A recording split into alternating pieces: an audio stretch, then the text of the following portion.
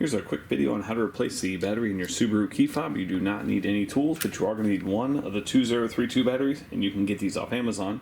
I've included a link below in the description that will take you straight there. First thing you want to do is press this silver button and pull your mechanical key out.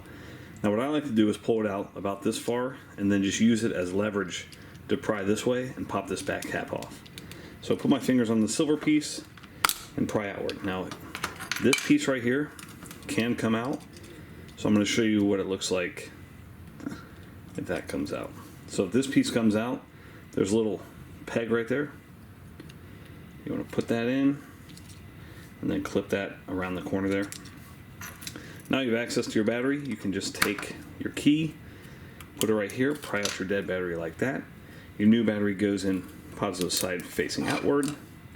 Line that up so that fits in there like that. Clip this back together, put your key back in, and you can test it right here. Make sure your red light's on. That's all you need to do. Hope that was helpful. Make sure you hit that thumbs up button.